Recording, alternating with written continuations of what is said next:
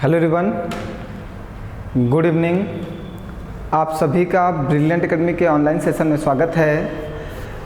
जैसा कि सीटेट की क्लासेस चल रही हैं, रिस्पांस कुछ खास मिल भी नहीं रहा है, फिर भी जब तक सीटेट का पेपर नहीं स्टार्ट हो जाता है हम क्लास को कंटिन्यू रखते हैं।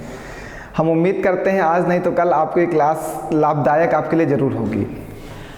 आप लोग शायद थोड़ा सा टेंशन में हो, इसलिए पढ़ाई ना कर रहे हो, क्योंकि टेट का पेपर जैसे ही लीक हो गया था तो थोड़ी सी टेंशन तो बढ़ती ही है। फिर भी अभी हमारे पास समय है, अगर समय रहते ही हम अच्छे से पढ़ाई कर लेते हैं तो सीटेट बीट कर लेंगे, तो हमें टेट पास करने की ज़रूरत नहीं पड़ेगी। इसलिए हम आपसे यही कहेंगे कि थोड़ा और समय है, थोड़ी सी और मेहनत बाकी है। आप एक बार फिर से जुनून के साथ, उसी मेहनत के साथ, उसी रफ्तार के साथ फिर से सीटेट में लग जाइए और उम्मीद करिए कि आपका सीटेट भली भांत अच्छे तरीके से आप पास हो जाएं और आपको टेट की आवश्यकता ना पड़े। इसके बाद आप सीटेट पास करने के बाद सीधे सुपर टेट की तैयारी में लग जाए ना। इसलिए मैं आपसे यही कहूँगा कि अभी समय है, अभी वक्त है, बदल जाओ। सब आगे सब अच्छा ही होगा। अगर किस्मत अच्छी रही तो सब कुछ अच्छा ही जाएगा ना। चलिए फिर स्टार्ट किया जाए सीटेट की क्लास आज की क्लास में मैं पहले बता दे रहा हूँ, आज बहुत ही ज़्यादा बेहतरीन प्रश्न लिए गए हैं और सभी सीटेट के आए हुए प्रश्न हैं और बहुत ही ज़्यादा अच्छे हैं। एक बार क्वेश्चन को अच्छे से समझना, सॉल्व करने का प्रयास बाद में करना, पहले समझ लेना फिर सॉल्व करना ना। चलिए देखिए, दिया गया है यदि 15,201 में 5 का स्थानीय मान प्लस 2659 में 6 का स्थानीय मान 7x नहीं, ये 7 मल्टीप्लाइड बाई है, ये 7 मल्टीप्लाइड बाई है। इसको आप 7x मत समझिएगा, ये मल्टीप्लाइड है डैश डैश डैश, तो रिक्त स्थान में संख्या होगी। ठीक है, तो भैया अब आपको बता दिया जाए कि सबसे पहले तो ये स्थानीय मान क्या होता है और अंकित मान क्या होता है। दो चीज़ें होती हैं। जैसे कि हमारे पास जो नंबर दिया गया है 15,201, अगर हम इसके 5 का स्थानीय मान कहते हैं, देखिए दोनों चीज़ें होती हैं, स्थानीय मान होता है एक और एक अंकित मान होता है। स्थानीय मान और 5 का अंकित मान, ये दो चीज़ें हैं। ठीक, तो सबसे पहले इसका, ये दोनों बहुत इंपॉर्टेंट हैं यूपी टेट और सीटेट के लिए। ये प्रश्न यूपी टेट और सीटेट के लिए मोस्ट इम्पॉर्टेंट है। अप्रॉक्स पेपरों में ये रिपीट कर देता है ना। यूपी टेट और सीटेट के लिए ये प्रश्न बहुत इंपॉर्टेंट है। चलिए, 5 का स्थानीय मान का, तो जब भी स्थानीय मान बताना होगा तो सबसे पहले आप जिस संख्या को पूछेगा उसके पीछे की संख्याएं देखिएगा। सबसे पहले जिस संख्या को पूछेगा उसके पीछे की आप सभी संख्याएं देखना कि उसके पीछे कितने नंबर्स हैं। जैसे 5 का स्थानीय मान पूछा गया तो 5 के पीछे कितने नंबर्स हैं, 3, तो स्थानीय मान जितने उसके पीछे नंबर्स होंगे उतने ही 0 लगा देना और वही उसका स्थानीय मान हो जाएगा। समझ गए? जैसे स्थानीय मान पूछा तो जिस संख्या का स्थानीय मान पूछेगा उस संख्या को उठा लेना, उस संख्या के पीछे जितने भी नंबर्स होंगे उन नंबर्स के जगह पे आप 0 लगा देना और वही स्थानीय मान हो जाएगा। ठीक है, और दूसरा प्रश्न हमने बनाया कि 5 का अंकित मान क्या होगा। तो भैया किसी भी संख्या का अंकित मान आपसे पूछा जाए तो जो नंबर पूछा जाए वही उसका अंकित मान होता है। जैसे कहा 5 का अंकित मान क्या है, तो हमने कह दिया 5। उसने कहा कि 2 का अंकित मान क्या है, तो आप कहोगे 2। वो कह दे 1 का अंकित मान क्या है, तो आप कहोगे 1। मीन्स जिस संख्या का अंकित मान पूछेगा वही संख्या उसका अंकित मान होती है, उसमें कोई बदलाव नहीं करना होता। बात समझ गए? अब क्लियर हो गया होगा ना। जिस संख्या का अंकित मान पूछेगा अंकित मान वही संख्या होती है। अब क्वेश्चन क्या कहा हमसे, 15,201 plus 2659 equal to 7 into dash dash dash dash. ठीक है, तो इसमें कह रहा है कि इसका 5 का स्थानीय मान, तो 5 का स्थानीय मान मीन्स 500 प्लस यहाँ पे कह रहा है 6 का स्थानीय मान means 600 equal to 7 into dash dash dash. तो इन दोनों को जोड़ोगे तो कितना हो जाएगा, 5600 इक्वल टू 7 इंटू, हमने कह दिया कि यहाँ पे जो आपको वैल्यू निकालनी है वो वैल्यू x है, x का मान निकालना है, तो 7 इंटू एक्स, इसको काट दिए 7 8 56, x बराबर कितना आ जाएगा 800। LHS बराबर RHS प्रूव करना था और प्रूव हो गया, हेंस प्रूव्ड 800। बात क्लियर है। बहुत ही अच्छा प्रश्न है, प्रश्न की क्वालिटी ठीक है, ऑनलाइन के हिसाब से बहुत ही बेहतरीन प्रश्न है। तो सीटेट का आया हुआ प्रश्न है, ऐसे प्रश्न फिर से रिपीट हुए हो सकते हैं। बिल्कुल प्रीवियस ईयर पे ज़्यादा फोकस करिए, क्योंकि ऑनलाइन में प्रीवियस ईयर रिपीट ज़्यादा होते हैं। चलिए आगे बढ़ते हैं। सबको क्लियर हो गया ना कैसे सॉल्व किया गया? कुछ भी तो कन्फ्यूजन अब नहीं है, आगे बढ़ाया जाए। कहीं पे कन्फ्यूजन हो, कोई डाउट हो तो आप पूछ सकते हो, अगर कहीं हो तो बताओ, मैं समझा दूँ फिर आगे बढ़ूँ। क्लियर है सभी को?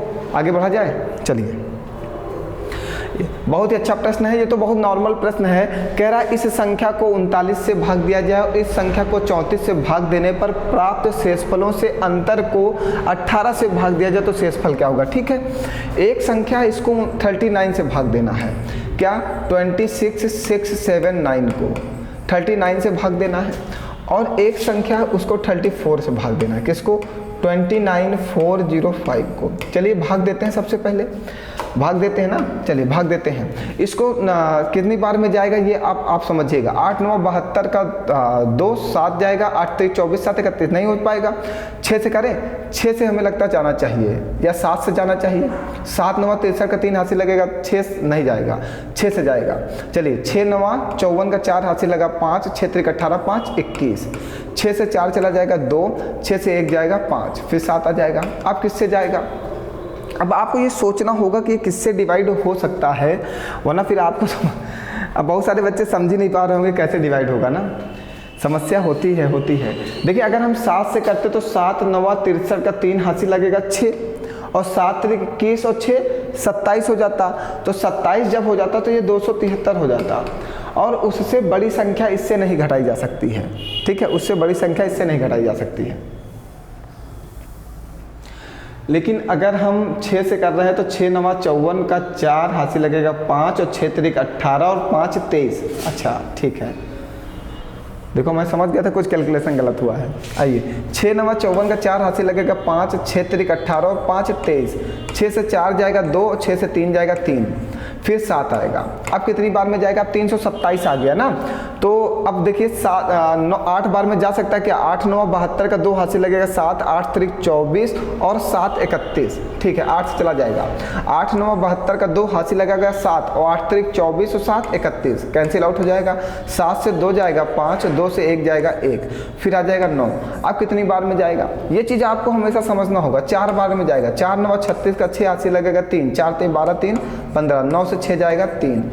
कह रहा है भाग देने पर प्राप्त शेषफलों से 34 से भाग देने पर प्राप्त शेषफलों से अंतर को 18 से भाग दिया जाए तो शेष क्या होगा? मेरा तो शेषफल बड़ा छोटा आ रहा है यहाँ पे, तो आप कैलकुलेशन चेक कर लीजिए एक बार फिर से।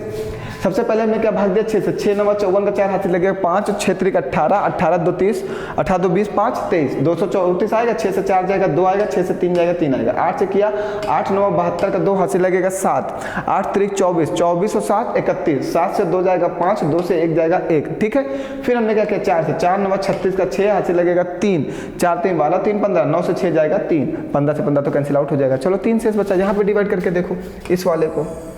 बड़ी समस्या है, बताओ आज डिवाइड भी करना पड़ रहा है, क्या क्या करना पड़ेगा।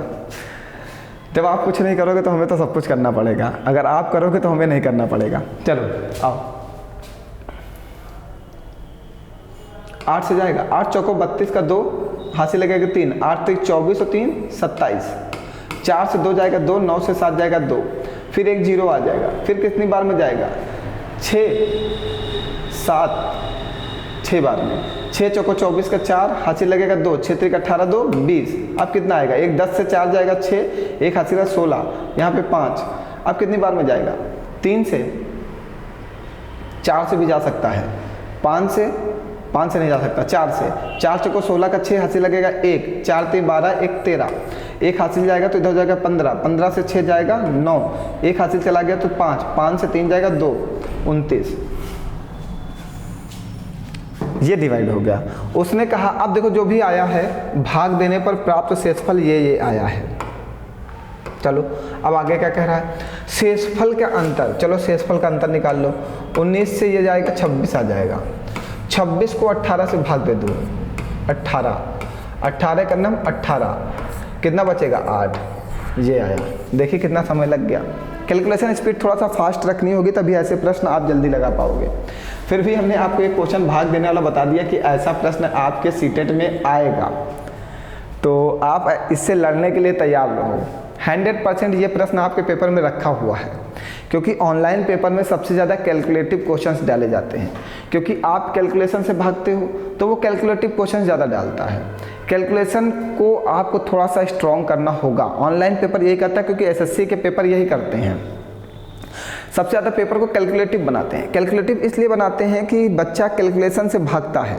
भागता क्या, इतना बड़ा कैलकुलेशन कौन करेगा, बच्चा यही सोचता है अगर आप नहीं करोगे तो निकालेगा कौन पेपर। चलो आगे बढ़ाया जाए। कोई समस्या हो तो बताइए सभी लोग, क्वेश्चन समझ में आ रहे हैं? कहीं पर कोई प्रॉब्लम हो तो बता सकते हैं आप, कुछ ना समझ में आ रहा हो तो। चलिए ये नेक्स्ट प्रश्न है, ये भी बहुत अच्छा प्रश्न है। सीटेट ऐसे प्रश्न ज़्यादा पूछता है, सीटेट जो है आपका ऐसे प्रश्न ज़्यादा पूछता है। निम्नलिखित में से कौन सा सही नहीं है, कह रहा निम्नलिखित में से कौन सा सही नहीं है, इसमें कौन सा गलत है। बहुत ही अच्छा प्रश्न है। कह रहा 1 सेंटीमीटर 1 मीटर का शतांश है। सबसे पहले तो बहुत सारे बच्चे कंफ्यूज हो जाएंगे, शतांश क्या है। शतांश मीन्स किसी चीज का 100वां हिस्सा, 100वां भाग, 100वां हिस्सा मीन्स 100वां भाग, ठीक है। तो 1 सेंटीमीटर 1 मीटर का 100वां हिस्सा है, मीन्स 100वां भाग है, ठीक है। चलिए देखते हैं 1 मीटर में कितने सेंटीमीटर होते हैं, 100 सेंटीमीटर होते हैं। 1 मीटर में 100 सेंटीमीटर होते हैं ना, इतनी बात क्लियर है सबको। चलो अब 1 मीटर में अगर 100 सेंटीमीटर होते हैं तो 1 मीटर को आप 100 सेंटीमीटर रख सकते हो, और अगर इसको 100वां हिस्सा निकालोगे तो क्या आ जाएगा, 1 सेंटीमीटर आ जाएगा। ये 100 से 100 कैंसिल आउट हो जाएगा ना। 1 मीटर का 100वां हिस्सा, तो 1 मीटर को हमने सेंटीमीटर में बदल दिया, 1 मीटर में 100 सेंटीमीटर होते हैं। 100 सेंटीमीटर का 100वां भाग निकालना है, मीन्स 100वां हिस्सा निकालना है, तो उसको 100 से डिवाइड कर दो। तो अगर 100 से 100 काटोगे तो क्या आ जाएगा, 1 सेंटीमीटर। मीन्स पहला वाला तो सही है, पहला वाला गलत नहीं है, ठीक है। 1 सेंटीमीटर 1 मीटर का 100वां हिस्सा है, वो बात सही है। चलिए अगला, 1 मिलीलीटर 1 लीटर का शतांश है। 1 लीटर में कितने मिलीलीटर होते हैं, 1 लीटर में 1000 मिलीलीटर होते हैं, 1000 मिलीलीटर होते हैं, ठीक है। तो अगर 1 लीटर को 1000 मिलीलीटर लिखा जाए और इसका 100वां भाग निकाला जाए तो ये कितना आना चाहिए, 10 मिलीलीटर आना चाहिए, 10 मिलीलीटर आनी चाहिए। जबकि ये क्या कह रहा है, 1 मिलीलीटर 1 लीटर का शतांश है, गलत है। 1 लीटर का शतांश जो 100वां हिस्सा होगा वो 10 मिलीलीटर होगा, ना कि 1 मिलीलीटर होगा। तो आपका आंसर जो है कौन सा गलत है, बी वाला, ये वाला आपका आंसर बनेगा। आगे भी आप मैच करा लेते हैं, एक ये ए हमने चेक कर लिया, ये हमने बी चेक कर लिया, और सी चेक करते हैं। 1 लाख बराबर है, 1 लाख, इकाई, दहाई, सैकड़ा, हजार, 10,000, लाख। 1 लाख बराबर है किसके बराबर है, 100,000 के। पहले 100 लिखो, फिर इसमें हजार लगा दो, 1 2 3, हजार में 3 ही जीरो तो होते हैं। पहले लिखा, देखो लैंग्वेज समझो बस, कभी भी क्वेश्चंस की लैंग्वेज समझो। वो क्या कह रहा है, 100, हमने 100 लिख दिया, फिर कहा हजार के, तो हमने 1000, 1000 में कितने जीरो होते हैं, 3 जीरो होते हैं। तो इकाई, दहाई, सैकड़ा, हजार, 10,000, लाख। 1 लाख जो है 100,000 के बराबर है, तो ये भी बात सही है, गलत नहीं है। आइए डी पे आइए। 1 करोड़, इकाई, दहाई, सैकड़ा, हजार, 10,000, लाख, 10 लाख, करोड़। 1 करोड़ 100 लाख के बराबर है, इकाई, दहाई, सैकड़ा, हजार, 10,000, इकाई, दहाई, सैकड़ा, हजार, 10,000, लाख, 10 लाख, करोड़। 1 करोड़ 100 लाख के बराबर है, 1 करोड़ 100 लाख के बराबर, 100 लिख दिया, फिर लाख, इकाई, दहाई, सैकड़ा, हजार, 10,000, लाख, 10 लाख, करोड़। आ गया, 100 लाख के बराबर है। बताइए कोई परेशानी है तो बताइए, कहीं पर कोई कन्फ्यूजन किसी को, जल्दी से आप समझ लीजिए, अगर कहीं पर कोई कन्फ्यूजन हो तो बताइए। कहीं पर कोई कन्फ्यूजन हो तो आप बता सकते हैं जल्दी से, बताइए भैया, कहीं पर कोई परेशानी है? आगे बढ़ाया जाए। चलिए नेक्स्ट क्वेश्चन में बढ़ें। सबके कन्फ्यूजन खत्म हो गए, नोट कर लो। ये बहुत ही इंपॉर्टेंट प्रश्न था, बहुत ही अच्छा था। 1 करोड़ बराबर है 100 लाख के। 100 लाख के, बहुत सारे बच्चे करेंगे सर जी 100 लाख कैसे लिखेंगे? पहले 100 लिख दो फिर लाख लिख दो ना, बताइए कोई परेशानी है? अगर आपको ऐसे कन्फ्यूजन हो तो मैं बता दूं, बच्चे बहुत कन्फ्यूज हो रहे हैं। चलो 100 लाख कैसे लिखा जाए ना, चलिए यही तो बात है। पहले 100 लिख दो, गुणे इकाई, दहाई, सैकड़ा, हजार, 10,000, लाख, ये लिख दिया। और जब भी गुणा किया जाता है तो जितने जीरो होते हैं उतने जीरो लगा दिए जाते हैं बस। 1 2 3 4 5 6 7, 1 2 3 4 5 6 7, इकाई, दहाई, सैकड़ा, हजार, 10,000, लाख, 10 लाख, करोड़। देखो 1 करोड़ के बराबर है कि नहीं? 100 और लाख। अब जैसे यहाँ पे था 100 हजार के, 100 फिर हजार, 1000 से गुणा कर दो, 5 जीरो लगा दो, इकाई, दहाई, सैकड़ा, हजार, 10,000, लाख, देखो 1 लाख के बराबर है। बात क्लियर हो गई? कंफ्यूज हुआ करो तुरंत पूछा करो, कन्फ्यूजन दूर करना आपका ही रोल है, हम तो इसमें कुछ नहीं कर सकते हैं। आगे बढ़ाएं। चलिए एक घना, ये मतलब मोस्ट इंपॉर्टेंट प्रश्न है, एक बार आप पढ़ो, बहुत ही अच्छा प्रश्न है, सभी लोग पढ़ें जल्दी से। पढ़ लिया? चलिए देखिए, एक घनाभ आकार का बक्सा है, 13 सेंटीमीटर लंबा, 11 सेंटीमीटर चौड़ा और 9 सेंटीमीटर ऊंचा है। एक घनाभ आकार के बक्से की भुजा 12 सेंटीमीटर है। तनु इन बक्सों में 1 सेंटीमीटर भुजा वाले 3060 घन पैकेट करना चाहती, घन पैक करना चाहती है।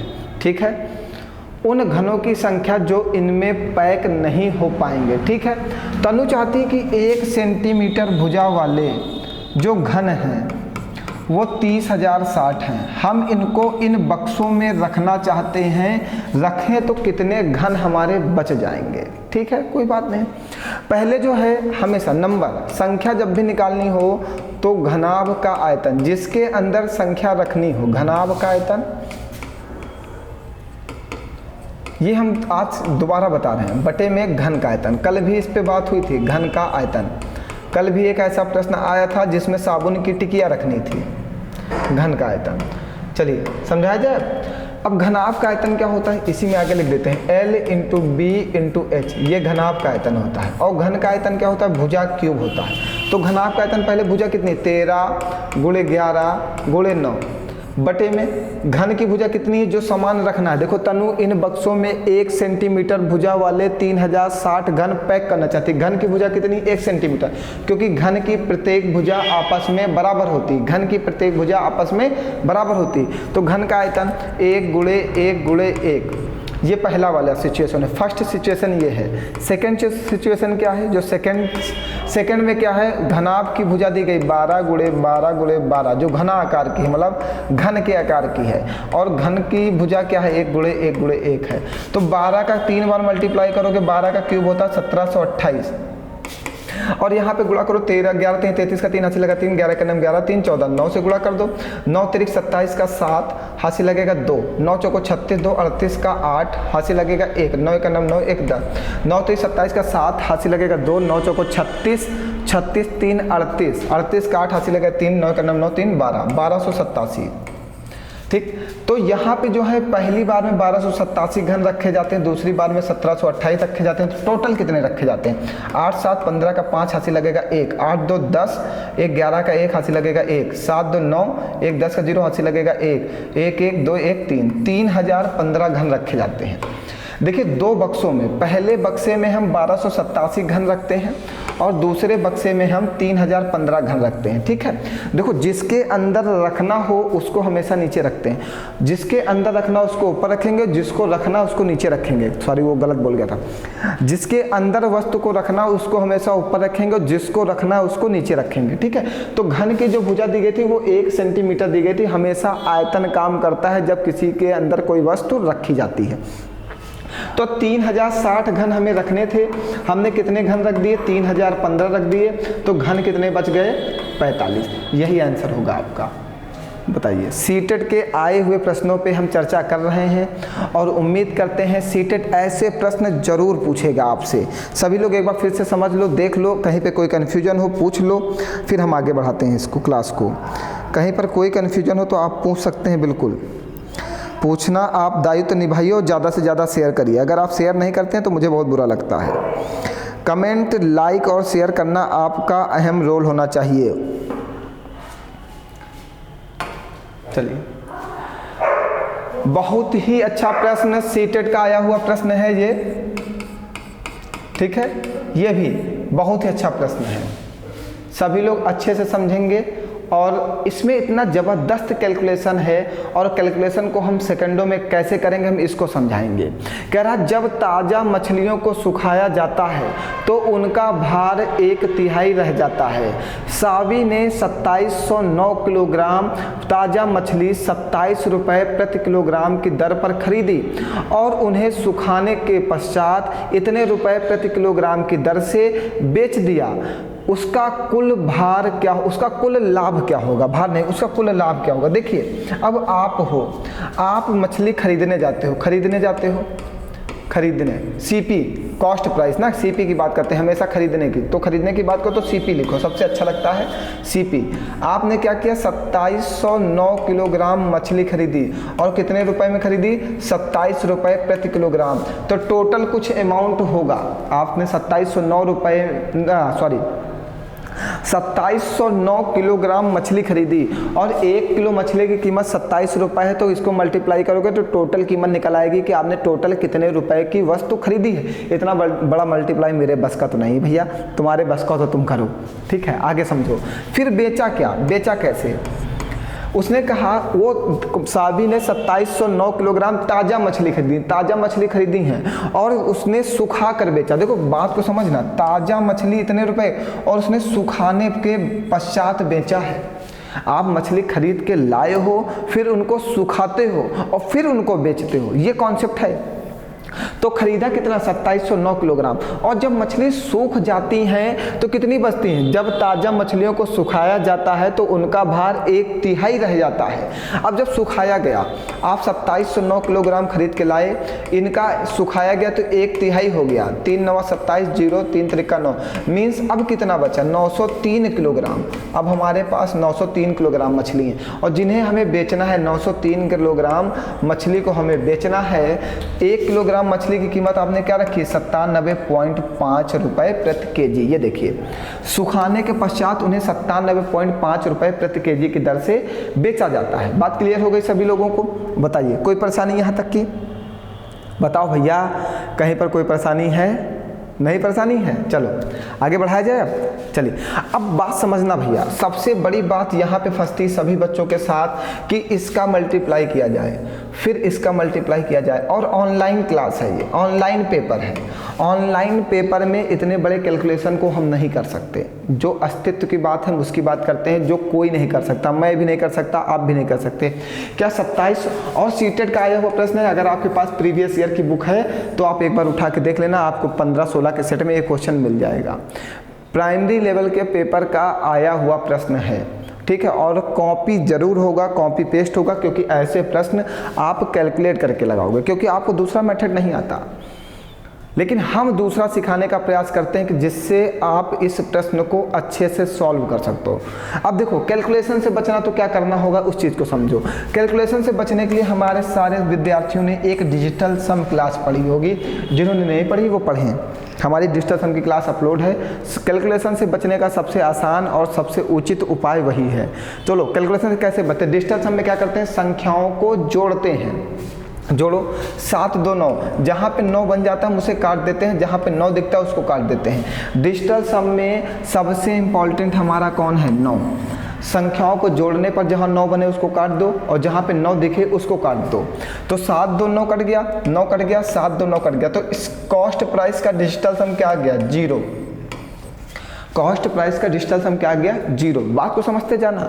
अब एसपी है, 9 दिखा काट दिया, 9 दिखा काट दिया, 7 5 12, 12 को फिर से जोड़ दो, 7 5 12, 12 को फिर से जोड़ 3, और 3 का 3 में गुणा करोगे क्या आएगा 9, और 9 आएगा तो फिर कट जाएगा, बचेगा क्या 0। मीन्स कॉस्ट प्राइस का डिजिटल सम भी 0 आया है और सेलिंग प्राइस का भी डिजिटल सम 0 आया है। तो आंसर का भी डिजिटल सम 0 आना चाहिए। आइए चेक करते हैं भैया, बहुत ही अच्छा प्रश्न है, समझिएगा। अब आंसर का भी डिजिटल सम 0 आना चाहिए। चलिए चेक करिए जल्दी से। यहाँ पे 9 9 कट गया, 5 4 9 कट गया, 8 1 9 कट गया, यही आपका आंसर होगा। आप कैलकुलेट करके देख लो। कैसे कैलकुलेट करना है, इसका इसमें गुणा कर लेना, यहाँ से एक वैल्यू निकल के आएगी और इसका इसमें गुणा कर लेना। आपके पास मोबाइल तो भाई है ना, आप इसमें कैलकुलेट कर लो। यहाँ से एक वैल्यू निकल के आएगी, इन दोनों को घटा देना, वही हमारा जो आएगा वैल्यू वही हमारी आंसर होगी। ठीक है, इतना बड़ा कैलकुलेशन मैं नहीं कर सकता, मैं कैलकुलेशन में फंसता हूँ, तो सीधे हमारे पास एक ही उपाय है, डिजिटल सम। डिजिटल सम से हम कैलकुलेशन को सेकंडों में कर सकते हैं। इतना बड़ा कैलकुलेशन बिना मोबाइल के कोई नहीं कर सकता, या तो फिर आधे घंटे का समय लगेगा कैलकुलेशन करने में, और इतना ऑनलाइन क्लास में समय नहीं है कि आप जाके आधे आधे घंटे एक क्वेश्चन को लगाओ। ठीक है, इतना बड़ा कैलकुलेशन हमारे बस में नहीं ना, आपके बस में है। सबको समझ में आ गया डिजिटल सम? और हाँ, चेक कर लो, बहुत सारे लोग कह रहे हैं और चेक कर लीजिए। चलिए चेक कर लीजिए, 7 1 8 आएगा। अरे यार तुमसे थोड़ी झूठ बोलेंगे, 8 1 9 7 आएगा। देखो 5 4 9 8 1 9 7 5 12, 12 का मतलब 3 आएगा। इसका डिजिटल सम 3, इसका डिजिटल सम 7, इसका डिजिटल सम 8, और आना क्या चाहिए 0। 0 इसी का आ रहा है भैया। क्वेश्चंस में इतने बड़े कैलकुलेशन अगर पेपर भी देता है तो वो भी समझता है कि जिसको ऐसे रूल आते हो वही लगा पाए। पेपर ये नहीं देखता कि आपको आता क्या है, पेपर ये देखता है कि आपका प्रेजेंस ऑफ माइंड कितना वर्क करता है पेपर के समय। एक मिनट भैया पानी पी लूँ।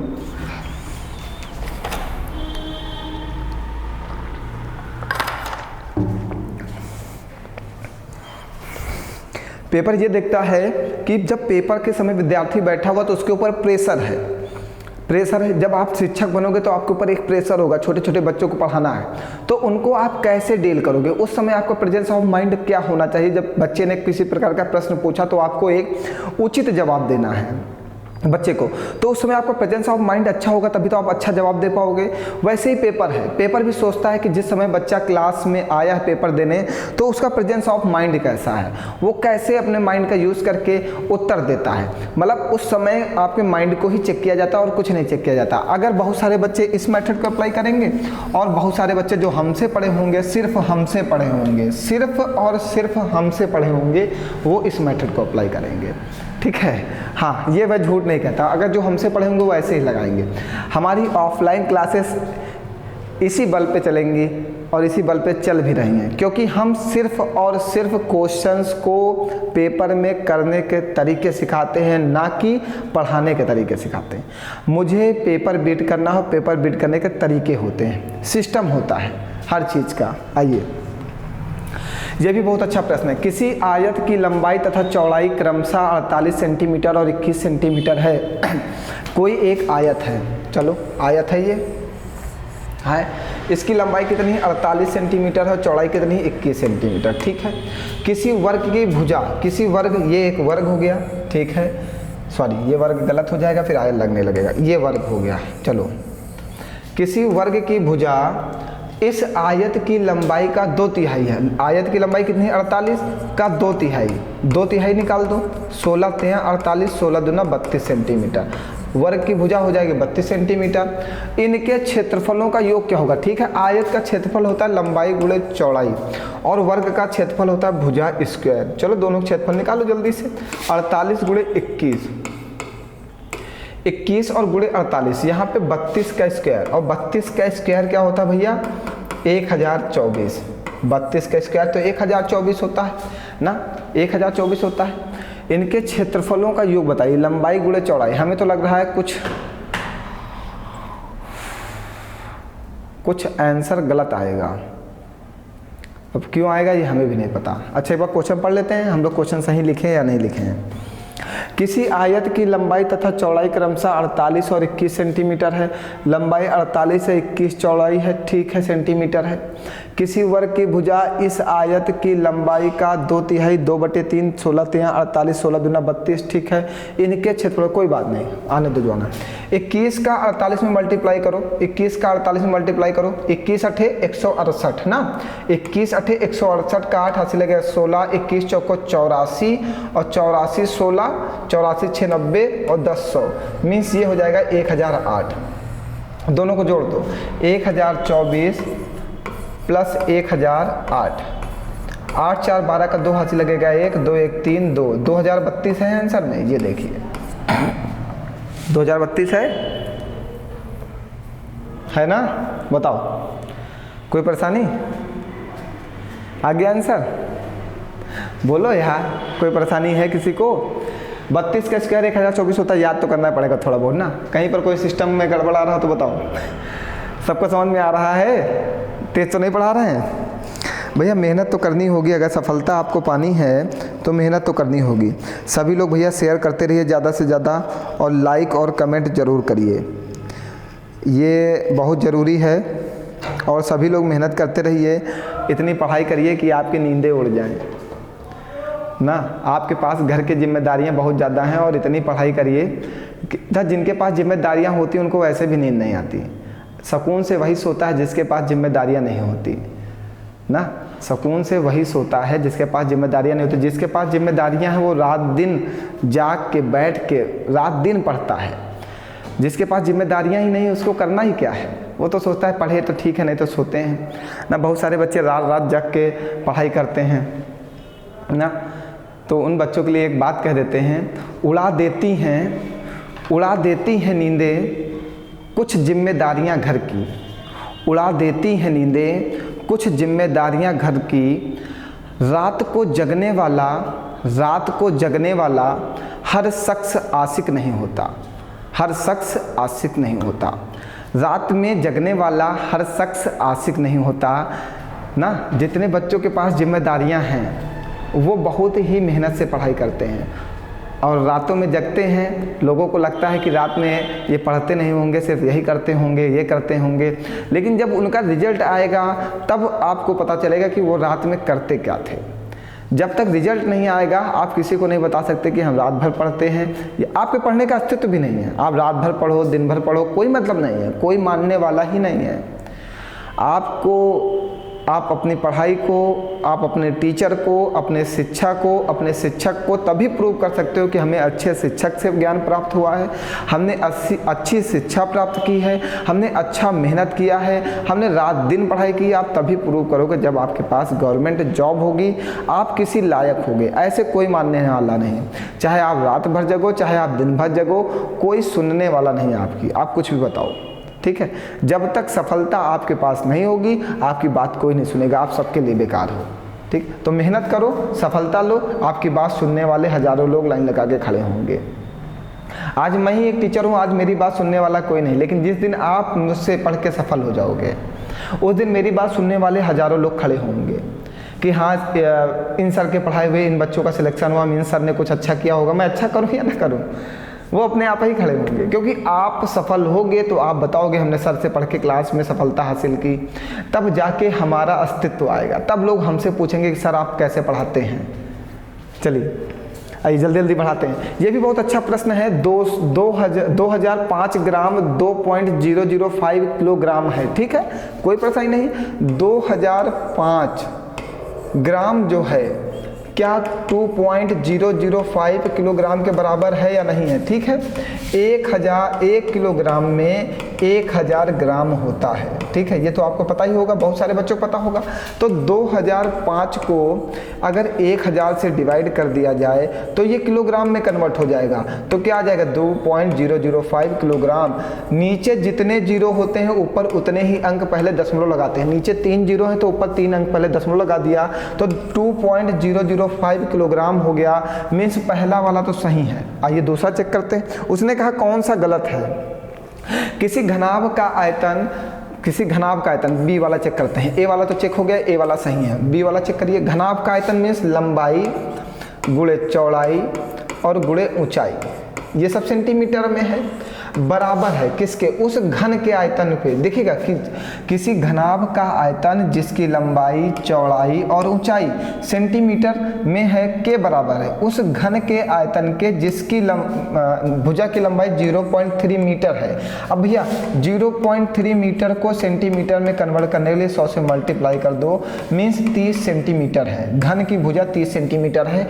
अब सेंटीमीटर में क्यों कन्वर्ट करें, आप बहुत सारे बच्चे सोच रहे होंगे भैया ये 45 सेंटीमीटर, ये 15 सेंटीमीटर और ये 40 सेंटीमीटर।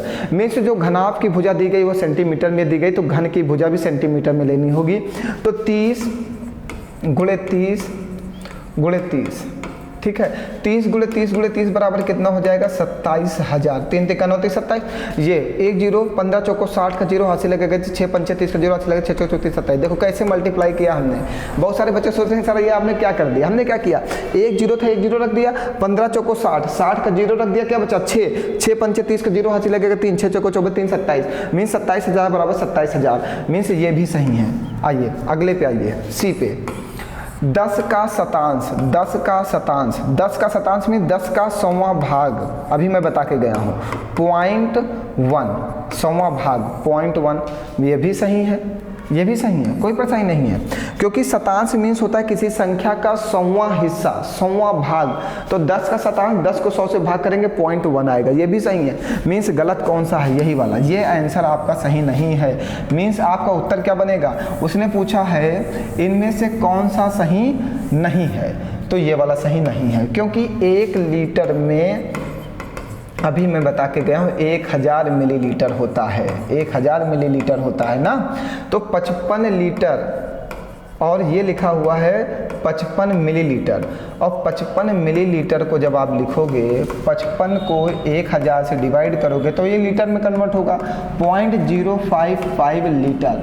तब जब आप इसको 55 प्लस 0.055 लीटर को ऐड करोगे तो आएगा 55.055 लीटर, और इसने क्या लिख दिया है 55.55 लीटर। ऐसा प्रश्न टेट सीटेट जरूर पूछेगा, 100% पूछेगा, ये मेरा दावा है आपसे।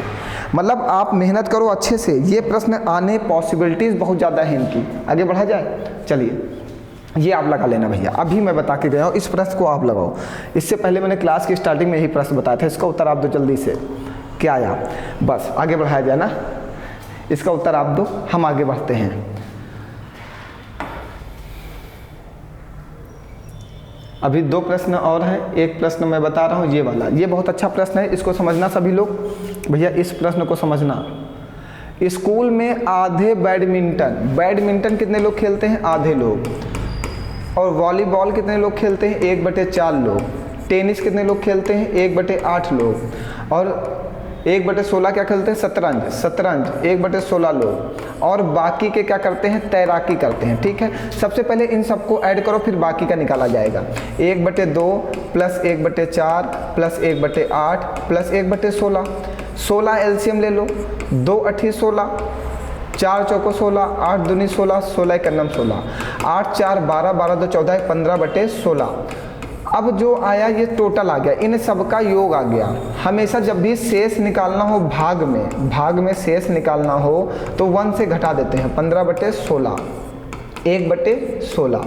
मीन्स जो तैराकी करते हैं वो क्या है, 1/16 लोग हैं। अब बात समझ में आ गई, हम क्या करना चाह रहे थे, बहुत फास्ट कर दिया, आप समझ नहीं पाए होगे। देखिए अगर 1/2 लोग बैडमिंटन खेलते हैं, 1/4 लोग वॉलीबॉल खेलते हैं, 1/8 लोग टेनिस खेलते हैं, 1/16 लोग शतरंज खेलते हैं, तो सबको जोड़ दोगे तो ये पता चल जाएगा कितने बटे लोग सब कुछ खेलते हैं। ये सब कुछ खेलने वाले के बैडमिंटन, वॉलीबॉल, टेनिस और शतरंज, 15/16 लोग सब कुछ खेलते हैं।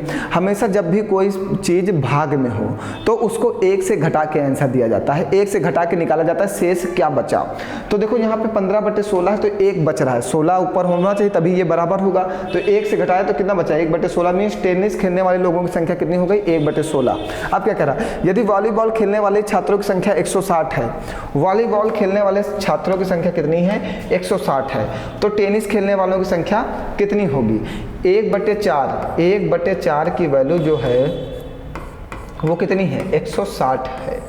160 है ना, तो इसको इसमें गुणा कर दो तो x की वैल्यू आ जाएगी 16 चौको 64 में 640 लोग। और हमें निकालना क्या, टेनिस 1/16 x का मान निकालना है। x का मान कितना आया 640, 1/16 गुणे 640, 16 चौको 64 मीन्स वॉलीबॉल खेलने वाले की संख्या कितनी आ जाएगी 40। क्वेश्चन थोड़ा सा रोटेट होता जा रहा है ना, दिमाग से बाहर जा रहा होगा, कह रहा है सर जी क्या कर रहे हो आप, समझे हम नहीं आ रहा, कहाँ गुड़ा भाग कहाँ पे क्या कर रहे हो ना।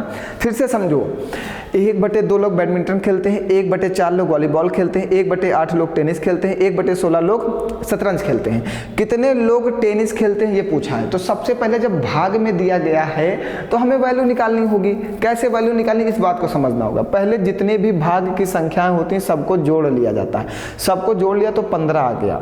और जब भी शेष भाग निकालना हो किसी का तो उसको 1 से घटाया जाता है, तो शेष भाग कितना आ गया 1/16 मीन्स टेनिस खेलने वाले लोगों की संख्या हो गई 1/16।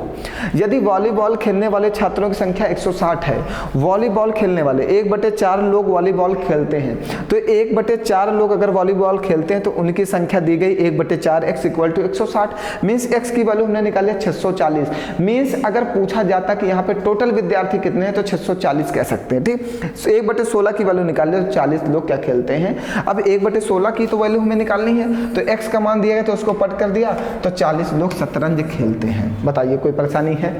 क्वेश्चन थोड़ा सा सीटेट का आया हुआ प्रश्न है ये भी भैया, ऑनलाइन पेपर में कैलकुलेटिव क्वेश्चंस आएंगे। हम फिर से कह रहे हैं आपसे मेहनत से पढ़ाई करो वरना सीटेट पे हाथ धोगे। ठीक है, जैसे टेट से लीक हो गया वैसे सीटेट भी लीक कराने का प्रयास करोगे। तो आगे कल मिलते हैं, आज के लिए इतना ही। सभी लोगों को पढ़ाई में मज़ा आ रहा है, कोई परेशानी तो नहीं है। अगर कहीं पर कोई प्रॉब्लम हो तो कमेंट जरूर करके बताओ। और सीट सभी लोग इसकी PDF डाउनलोड करने के लिए कल से टेलीग्राम ज्वाइन करो। कल से सारी नोट्स टेलीग्राम पे आपको अवेलेबल कराई जाएंगे। ठीक है, तो सभी लोग कल से टेलीग्राम पे आ जाओ, एक एक करके PDF आपको मिलती रहेगी। बहुत दिनों से PDF भी नहीं आ रही है, सारी PDF कल से हम अवेलेबल कराएंगे। मिलते हैं फिर कल। ठीक है, धन्यवाद आप सभी लोगों का। हंसते रहो, मुस्कुराते रहो और पढ़ते रहो।